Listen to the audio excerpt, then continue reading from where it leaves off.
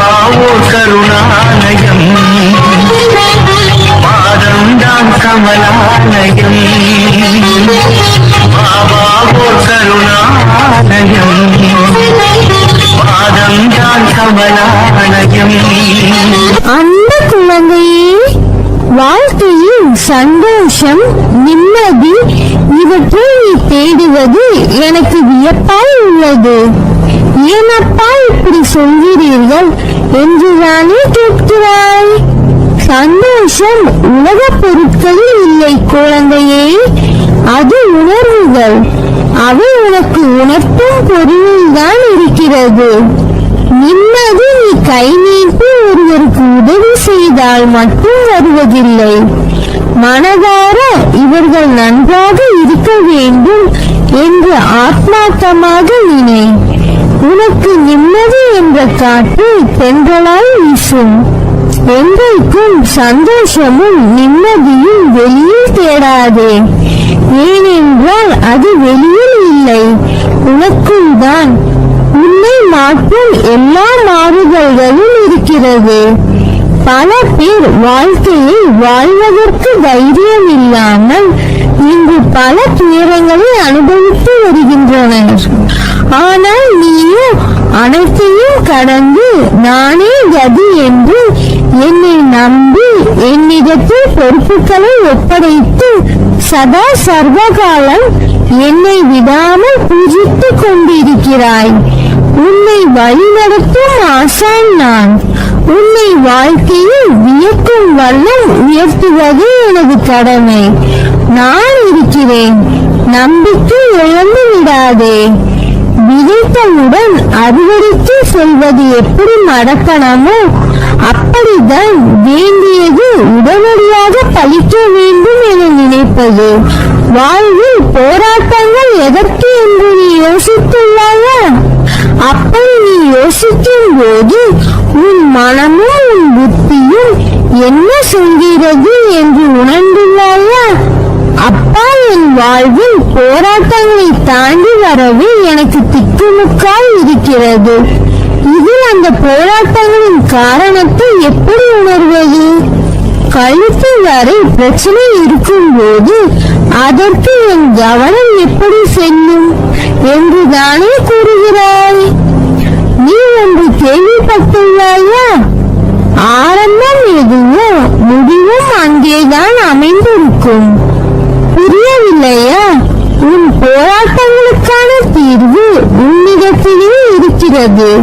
போராட்டங்கள் ஆரம்பித்தது உன்னிடத்தில் தானே. எனவே அதன் முடிவும் உன்னிடத்தில் இருக்கிறது. அந்த போராட்டத்தின் நுனி உன் சாயப்பாவின் கையில் சூழ்ந்துள்ளதால் நீ சீக்கிரம் அதிலிருந்து வெளியில் வருவாய். ஏற்ற காலத்தில் எல்லாமே சுலபமாக சுமூகமாக முடியும் என என்னிடம் வேண்டியவுடன் தெரிந்து கொள்ள வேண்டும். நானே கர்த்தா என்ற எண்ணத்தை ஒதுக்கிவிட்டு அதற்கு சாய்தான் கர்த்தா என்பதை புரிந்து கொண்டு என்னிடம் அனைத்தையும் ஒப்படைத்தால் நான் பார்த்துக் கொள்வேன். இப்படி செய்து உன்னை முழுவதும் என்னிடம் ஒப்படைத்து சரணாகதி செய்யும் போது நான் நிரந்தரமாக உன்னிடம் தங்கி உன் பிள்ளைகளை வளர்த்து உன் பிரச்சனைகளை போக்கி உன் மனக்கவலையை தீர்த்து அனைத்தையும் மாற்றி இந்த உலகத்தில் உன்னை நிம்மதியாகவும் உன் சந்ததியை வளமாகவும் வைப்பேன். என்னிடம் வரும் பக்தர்களுக்கு உடனடியாக நான் வாரி வழங்கி விடுவதாக சொல்கிறார்கள். அது உண்மை அல்ல. யாருக்கு நான் அனுகிரகம் செய்ய விரும்புகிறேனோ அவர்களை முற்றிலும் பரிசுத்தப்படுத்த அவர்களிடம் இருந்து தேவையற்றவற்றை பறித்துக் கொள்கிறேன். அது பணமாக இருந்தாலும் சரி, பாவமாக இருந்தாலும் சரி, அல்லது புண்ணியமாக இருந்தாலும் சரி, உனக்கான எல்லாமும் உனக்கு வரும்.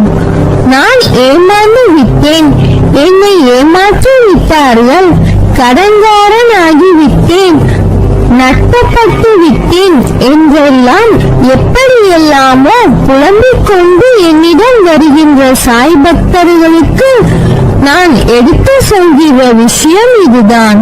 கொடுப்பவன் நான், எடுத்துக்கொண்டவனும் நான் தான். யாரும் உன்னை ஏமாற்றவும் இல்லை, நீ ஏமாறவும் இல்லை. உனக்கு அனுகிரகம் செய்வதற்காக நான் இருப்பதை எடுத்துக்கொண்டு உன்னை துடைத்து விட்டேன்.